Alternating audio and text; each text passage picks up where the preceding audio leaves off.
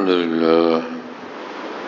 لله وكفى وسلام على عباده الذين اصطفى أما بعد فأعوذ بالله من الشيطان الرجيم بسم الله الرحمن الرحيم لن ينال الله لحومها ولا دماؤها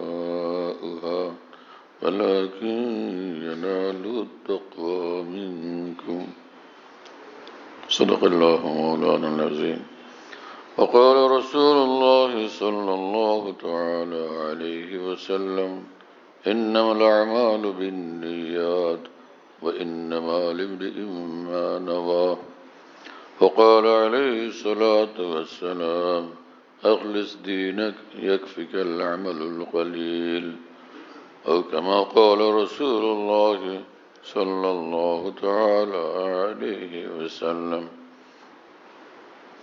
আল্লাহ পাক জাল্লা জালালুহু আম্মা নওয়ালুহু আমাদের সকলকে মাফ করে দেন, আল্লাহর মহব্বত মারিফত দান করেন, দিন শরীয়ত মোতাবেক সুন্নত মোতাবেক জিন্দগি দান করেন এবং এই জিলহজ মাসের যত বরকত রহমত সেটা আল্লাহ আমাদেরকে এবং সকল মুসলমানকে দান করেন। যারা হজ করতে গেছেন আল্লাহ তাআলা তাদেরকে হজ্জে মকবুল হজ্জে মবরুর আফিয়তের সাথে রাহাতের সাথে নসিব করেন।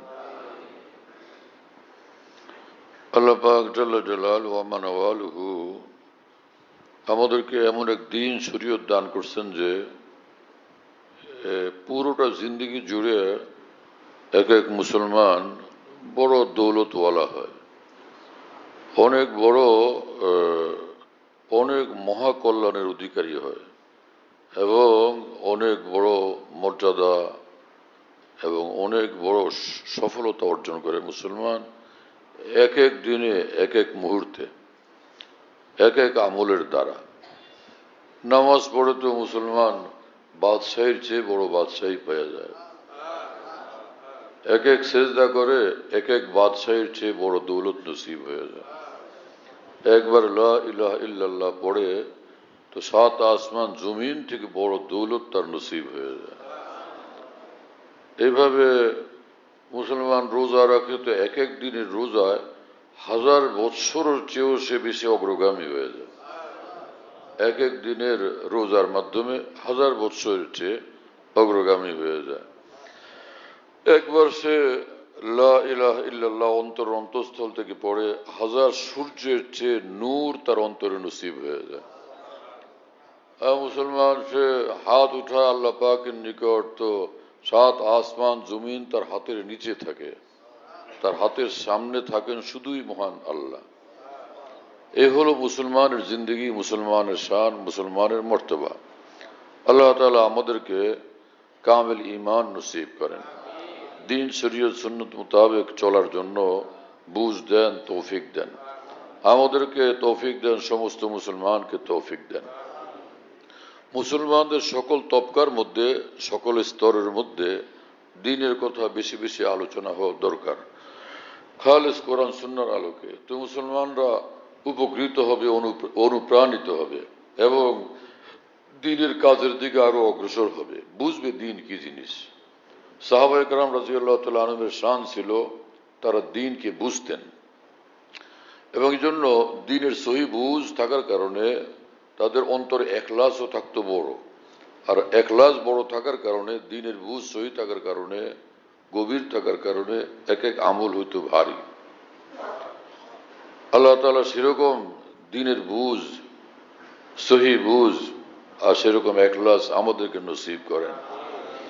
ইখলাসের সাথে আমল করলে বালু, একটা বালু সেটা স্বর্ণের পাহাড়ের চেয়ে বড় হয়ে যায় ইখলাসের সাথে যদি আমল করে। হ্যাঁ, হজে যাইতে পারে নাই কিন্তু আফসোস করে যে আহা আমি তো যাইতে পারলাম না, আল্লাহর ঘর দেখতে পারলাম না, আহা যদি যাইতে পারতাম।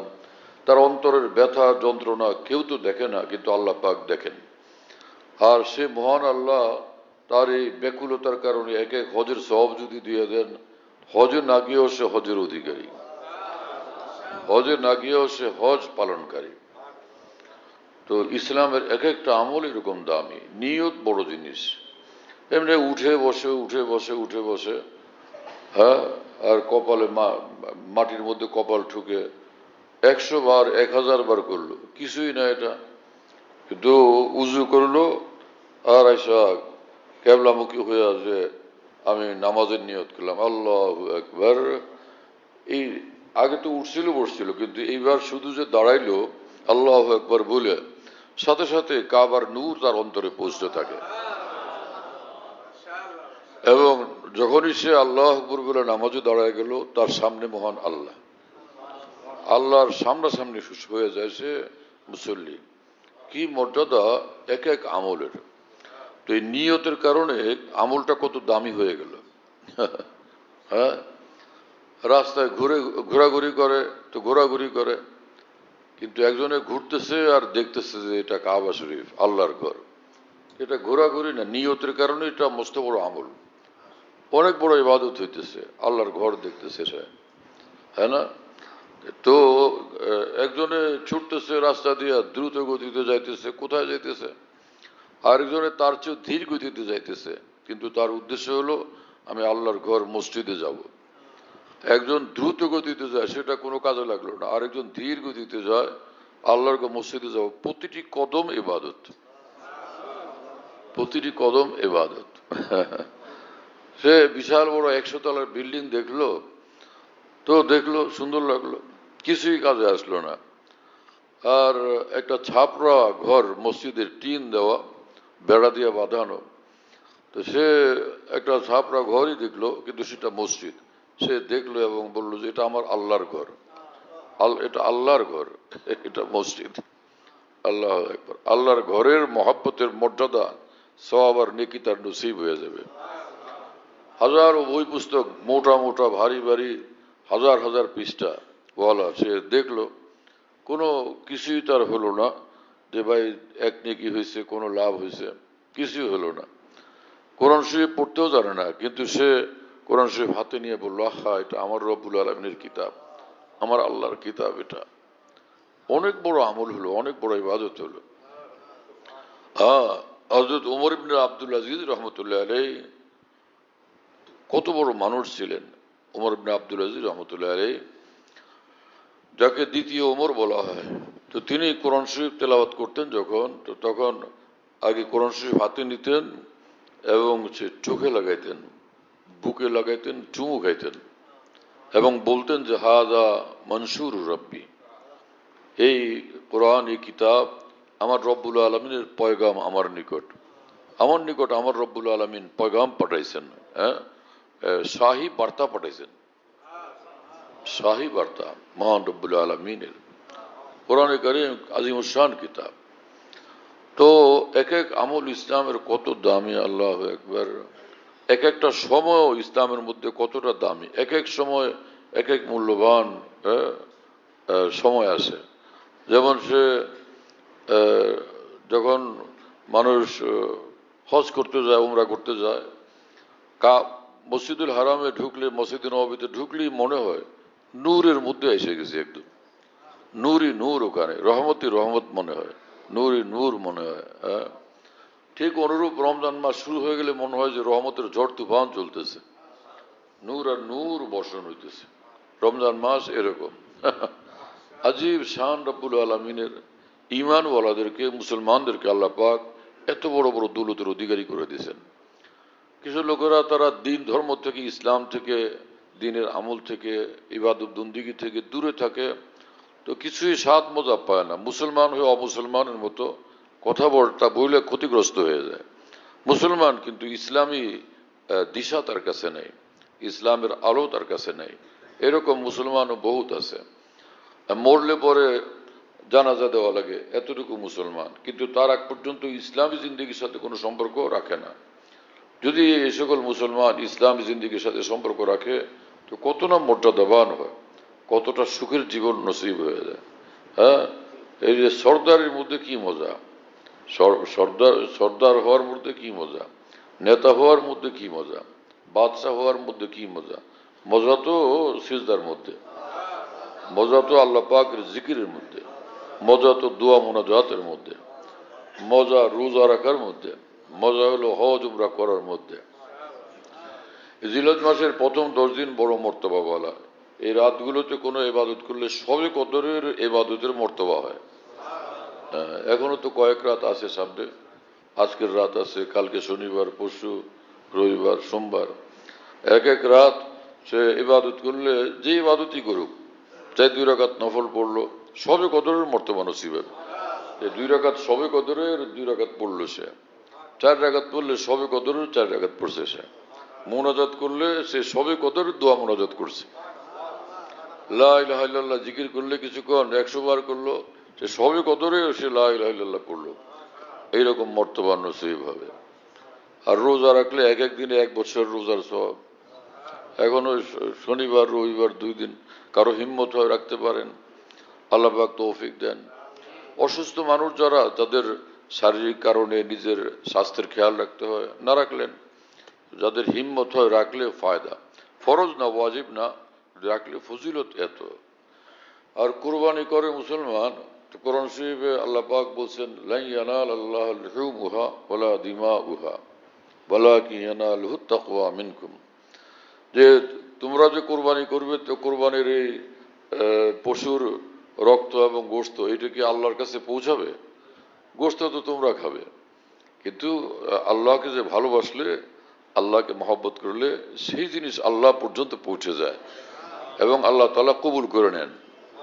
ওয়ালাকিন ইয়ানালুহুত তাকওয়া মিনকুম। তোমার যে মহব্বত আল্লাহর জন্য, তোমার জন্য তোমার অন্তরে মহব্বত, হ্যাঁ, বেকুলতা, বেচাইনি, এবং তোমার যে ত্যাগ স্বীকার, এটা আল্লাহ পর্যন্ত পৌঁছে যায় এবং আল্লাহ পাক খুশি হয়ে যান।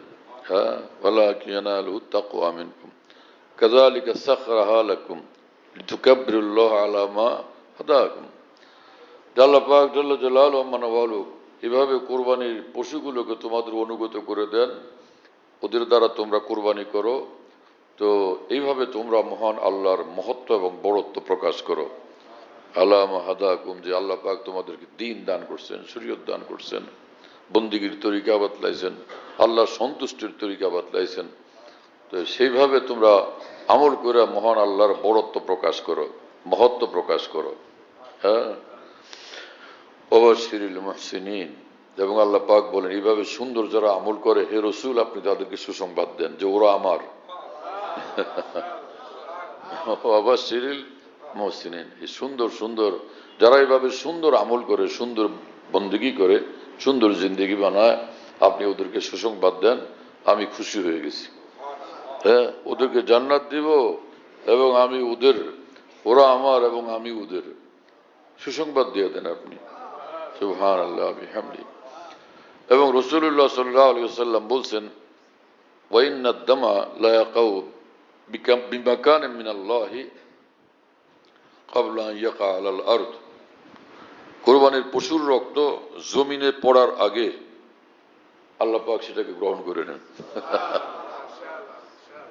আল্লাহ পাক কবুল করে নেন। রক্ত জমিনে পড়ার আগে কবুল করলাম রে তোরটা,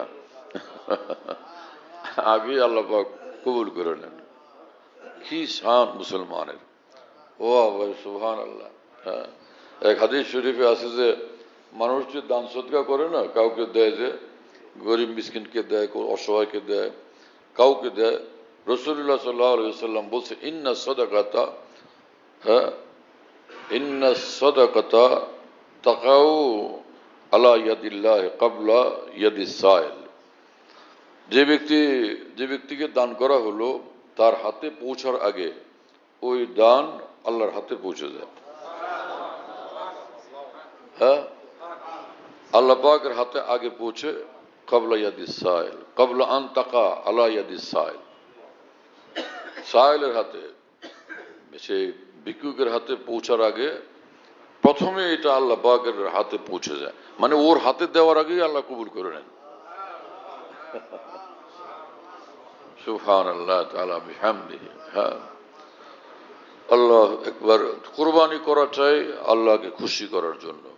এই প্রতিযোগিতা করা মানে এই অর্থে যে যাতে নাম ধাম হয়, 1 কোটি টাকার গরু, 10 লাখ টাকার গরু, 20 লাখ টাকার গরু ইত্যাদি, এগুলো খেয়াল না থাকে, খেয়াল থাকে এই যে আমার আল্লাহ যাতে খুশি হন।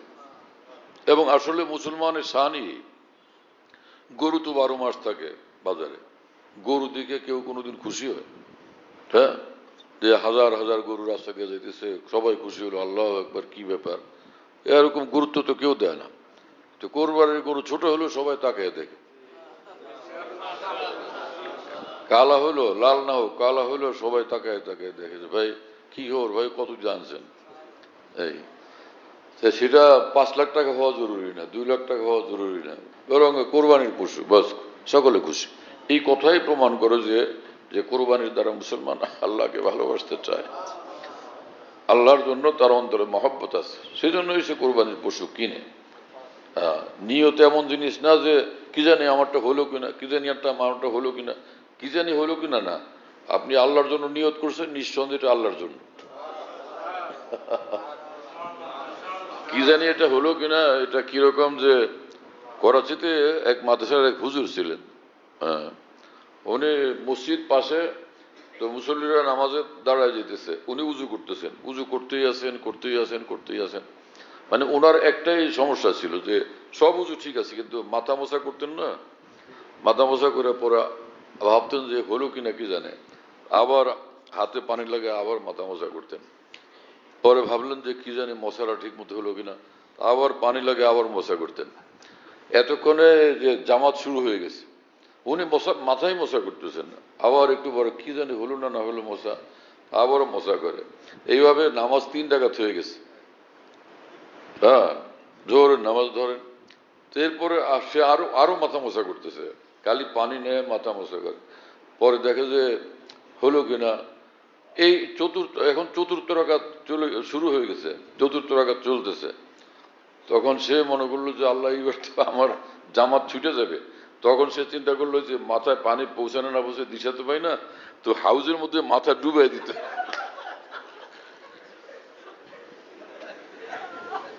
ডুবাই দিয়ে বলে যে এইবার যে ভিজছি এটা তো আমি নিজে পরিষ্কার বুঝতেছি, এখন যাই। নিয়ত কোন এরকম বিষয় না, আমরা নামাজে দাঁড়াইলাম, দাঁড়ানোর সময় আল্লাহ আকবার, জোহরের নামাজ 4 রাকাত ফরজ, নিয়ত করি না আল্লাহ আকবার, মনের ভিতরে নিয়ত ছিল, অন্তরের ভিতরে নিয়ত ছিল, মুখে বলাও জরুরি না, বস হয়ে গেছে, ঠিক আছে।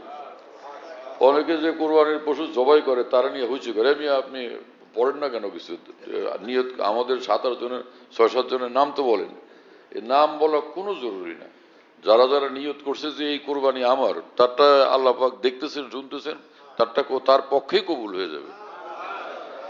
খালি যেটা দরকার সেটা হলো জবাই করার সময় বিসমিল্লাহ আল্লাহু আকবার বলা, তাই না, বিসমিল্লাহ আল্লাহু আকবার বলে জবাই করবে, আর যে জবাই করবে সে পুরাটা ওই রগগুলো, 3টা রগ আছে না বড় বড়, সেগুলোকে একদম পুরা কেটে ফেলবে, এটা কাটা জরুরি।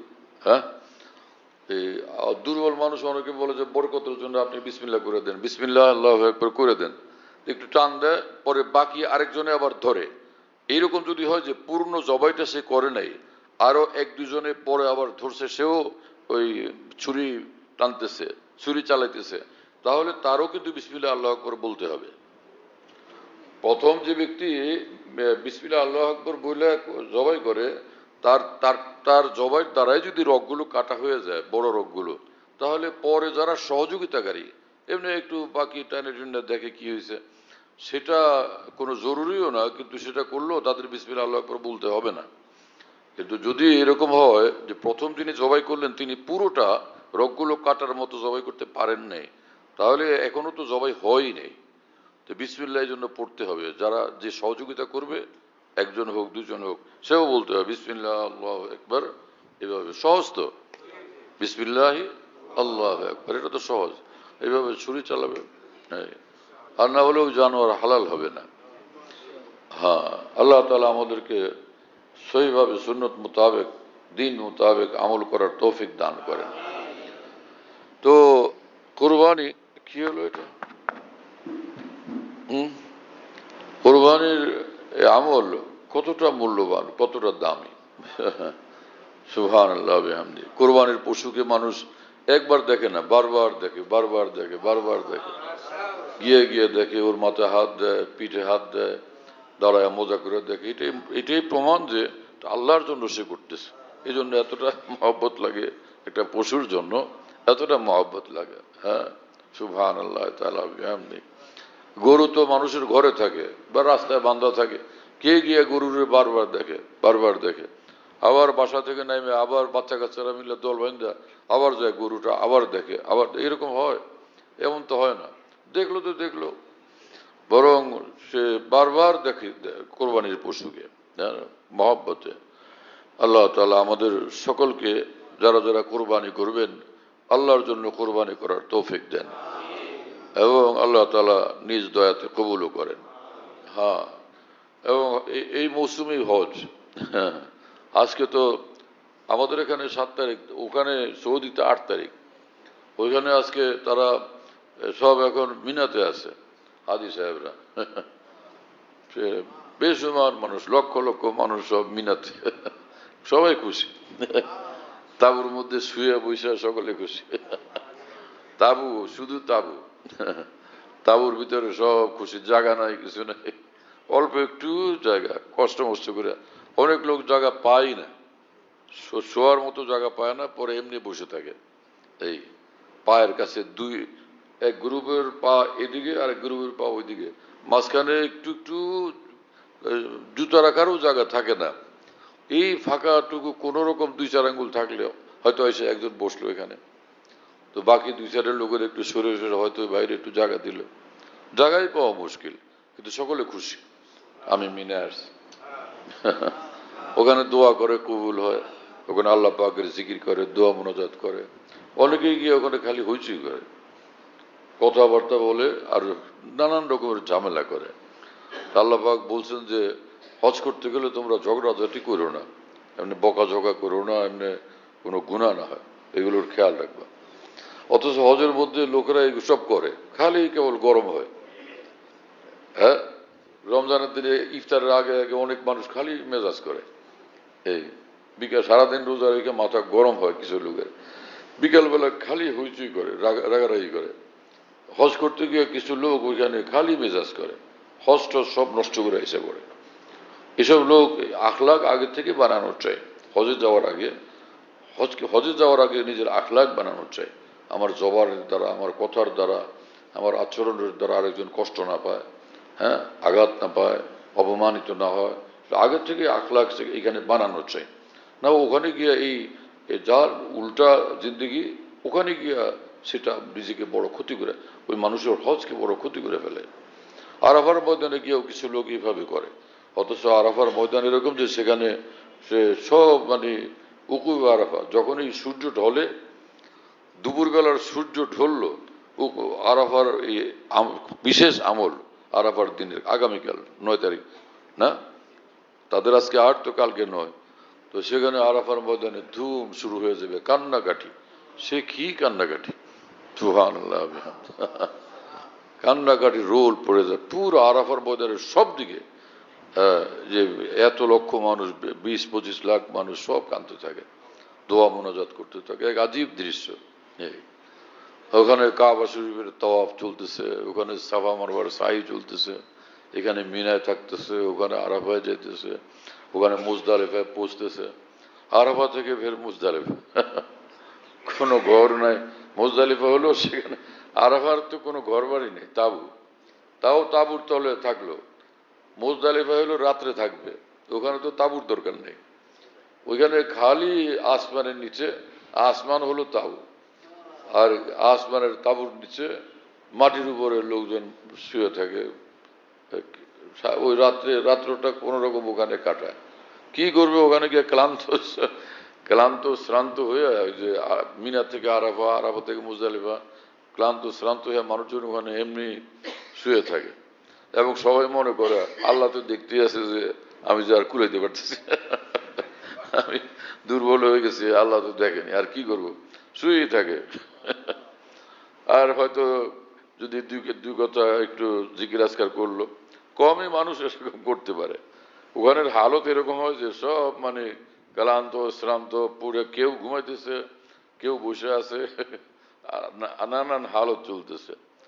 ফজরের রক্ত হলো তখন আর কি উকুফে মুজদালিফা, ওইখানে একটু জিকির আজকার করে অল্প একটু জিকির আজকার দোয়া মনোযোগ করে বস চলো ভাই এবার মিনায় গিয়া ফের দিনের বেলা এবার যে কঙ্কর মারে, জামারাতে গিয়া কঙ্কর মারে। তো এইভাবে মানুষগুলো আল্লাহকে নিয়ে ব্যস্ত থাকে হজের মধ্যে। কাবা ঘরের তাওয়াফ, আবার মিনা যাওয়া, আরাফা, মুজদালিফা, আবার কাবায় আসে, আইসা আবার কাবা ঘরের তাওয়াফ করে, তাওয়াফ জিয়ারা। সেই তাওয়াফ হলো ফরজ তাওয়াফ। সুবহানাল্লাহ তাআলা বিহামদি। আজীব শান ইসলামের, কি ইবাদত, কি বন্দেগী। পৃথিবীর কোথাও এইরকম ইবাদত বন্দেগীর কোনো নমুনা তো নাই। যেভাবে ইসলামের মধ্যে আল্লাহকে ডাকা, আল্লাহকে মহব্বত করা, আল্লাহর বন্দেগী করার তালিম আছে, নমুনা আছে। এই জন্য আল্লাহ পাক জাল্লা জালালুহু বলছেন আমাদেরকে যে আমার নবীর জীবন তোমাদের জন্য নমুনা। তিনি যেমন করছেন তেমনটা তোমরা করো, তাহলে আমি খুশি, তোমরা আমাকে পেয়ে যাবে, তাহলে তোমরা জান্নাত পর্যন্ত পৌঁছে যাবে। হ্যাঁ, আতিউল্লাহ ওর রাসূল লাআল্লাকুম তুরহামুন। আল্লাহর ইতাআত করো, আল্লাহর আনুগত্য করো, এবং আল্লাহর আনুগত্যের জন্য রসুলের আনুগত্য করো, তাহলে তোমরা কামিয়াব হয়ে যাবে। দোনো জাহানের রহমত ও কামিয়াবি তোমাদের নসিব হয়ে যাবে। আল্লাহ তাআলা আমাদেরকে কবুল করেন এবং তৌফিক দান করেন।